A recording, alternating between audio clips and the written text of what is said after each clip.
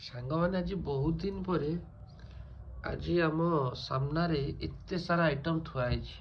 ନାଇଁ ହୁଏ ଯେ କିନ୍ତୁ ଏମିତି ପଖାଳ ହିସାବରେ ହୁଏନି ଆଉ ନହେଲେ 4-5 ପ୍ରକାର ହୁଏ ମୋର। ଏଇଟା ଗୋଟେ ପୁଣି କଣ ଆଉ ଗୋଟେ ଧରିକି ଆଇଛ?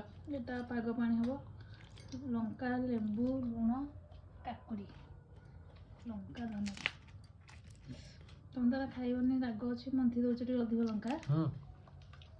ଜଷ୍ଟ ହାଲକା ଟିକେ ଖାଲି ଚାଖିବି ଆଉ ଯଦି ପାଟିକି ଭଲ ଲାଗିବ ଖାଇବି ନହେଲେ ନାହିଁ ଆଉ। ଆଗରୁ ପାଗ କରେ ମୋ ନାଁରେ କିନ୍ତୁ ତମେ ତାକୁ ସବୁ ତକ ପିଇ ସାରି ଦିଅ।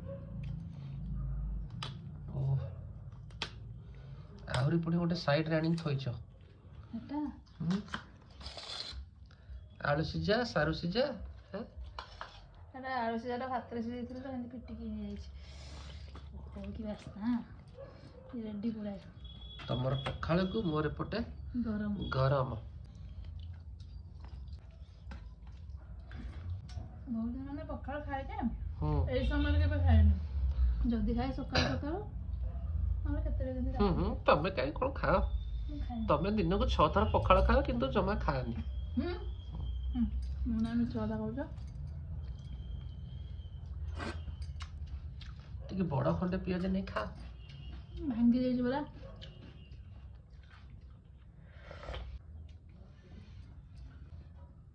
ତମେ ଖାଅ। ହଉ ମୁଁ ଖାଉଛି।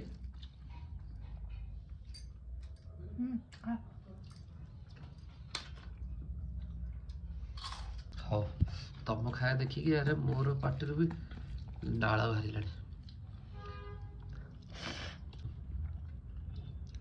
ଥଣ୍ଡା ହେଇଗଲାଣି। ଖାଲି ଭଲ ଲାଗୁଛି। ଶୀତ ଦିନ ତ ରୋଷେଇ କରିକି ରଖୁ ଥଣ୍ଡା ଆଉ। ବେଶୀ ଲାଗୁନାହିଁ ମଣ୍ଡେ ମଣ୍ଡେ ଥିଲେ ଖାଇବ।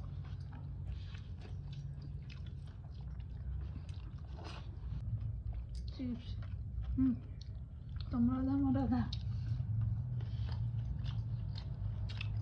ତମେ ଏମିତି ଖାଅ ପରା ଏମିତି ଆଜି ମିକ୍ସଚର ସହିତ ଏମିତି ଖା ସବୁବେଳେ ବଡି ସହିତ ଖାଅ।